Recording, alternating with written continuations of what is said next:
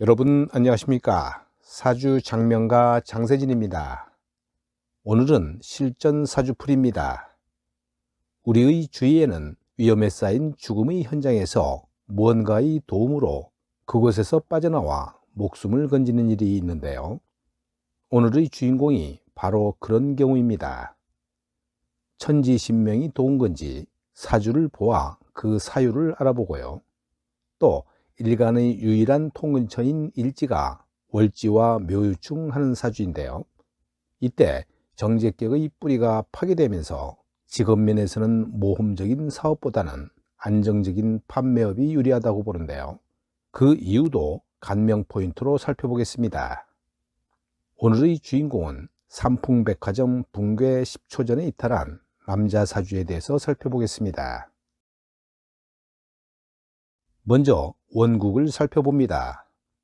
이 명주는 2022년 이민년, 올해 나이는 69세이고요. 삼풍백화점 붕괴는 95년 6월 29일 발생했습니다. 팔자의 음양 구성은 음으로 기울어서 내성적이고 소극적인 성향의 명주입니다. 오행은 목들, 화들, 토 하나, 금들, 수 하나로 오행은 모두 갖추었습니다.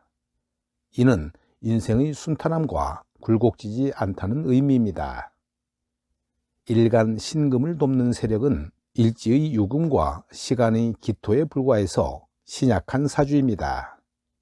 이 사주의 하평충과 신살은 자축공망, 유육해, 묘도화 제살, 해겁살 역마, 오도화, 천을귀인, 월덕귀인, 갑기합토, 해묘목국, 묘유충을 형성하고 있습니다. 묘월 신금이 갑목으로 투관하여 편제격이 정제격으로 변했습니다. 정제격은 순용의 격국으로 재를 직접 충극하지 않는 것으로 용신을 삼는 것이 격국용신의 원칙입니다. 그러나 이 사주에서는 묘유충으로 월지 재생격의 뿌리가 흔들리는 것이 가장 큰 병입니다. 두 세력이 상충하여 싸우는 경우에는 중재자가 되는 해수를 희용신으로 해야 합니다. 따라서 신약하기 때문에 천간으로는 인비인 토와 금을 용신으로 하고요. 지지로는 묘유충을 완화하는 시지 해수를 통관용신으로 삼아야 합니다. 그러나 두 가지 오행을 희용신으로 삼는 명조는 한 가지 목표를 향해 매진하는 성품은 못 됩니다. 그때그때 상황에 따라 눈치를 보며 대처하는 식의 운명을 살아가게 될 것입니다. 시지해수는 해묘합, 금생수, 수생목으로 금목의 다툼을 완화하는 역할을 하기 때문에 묘유충을 해소하는 중요한 통관의 신으로 작용하게 됩니다. 통관용신을 쓰는 경우가 드물다고는 하지만 이처럼 월지가 상충하는 경우에 상충을 해소하는 자가 있다면 일간의 강약과는 무관하게 길하게 작용하는 경우가 많습니다. 따라서 해수를 충하는 사화는 무서운 귀신이겠죠. 대운이나 세운에서 사화를 만날 때마다 크나큰 경제적 손실이 따르게 될 것입니다. 그 원인은 사화년이 되면 사유축 금기운이 목국을 충파하기 때문입니다.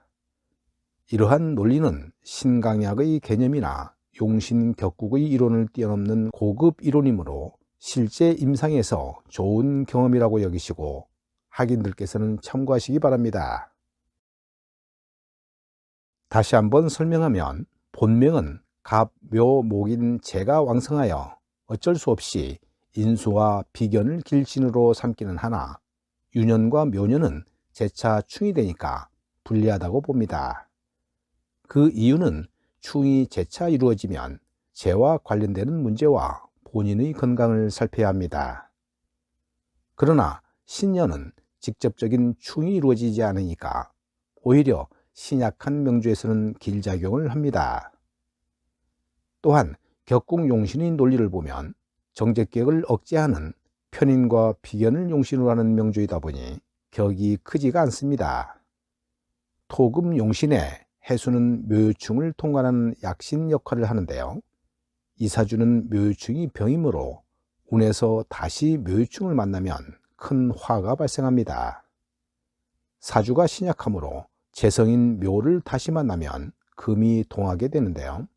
원명에서 묘유충의 작용이 더욱 치열해지니까 재와 관련된 휴의가 발생하는 것입니다.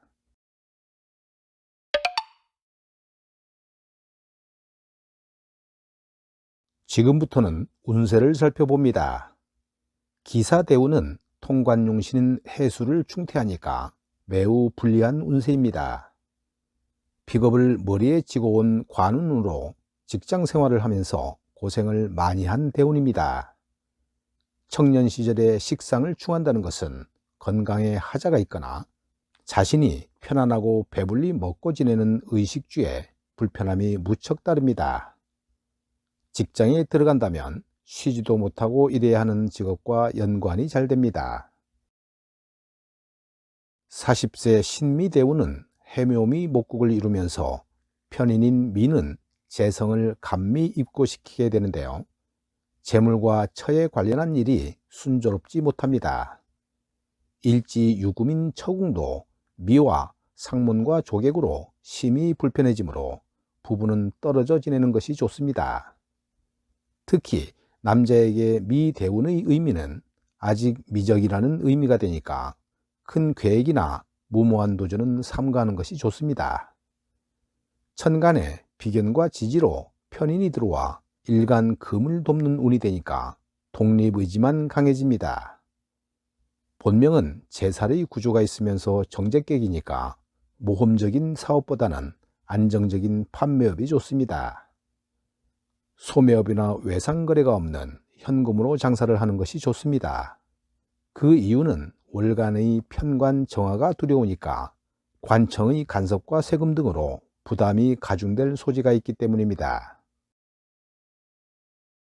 본 명주는 신미대원 을해년 42세에 삼풍백화점 붕괴 사고가 있었습니다. 이때 붕괴 10초 전에 건물을 빠져나와 목숨을 건진 사람입니다.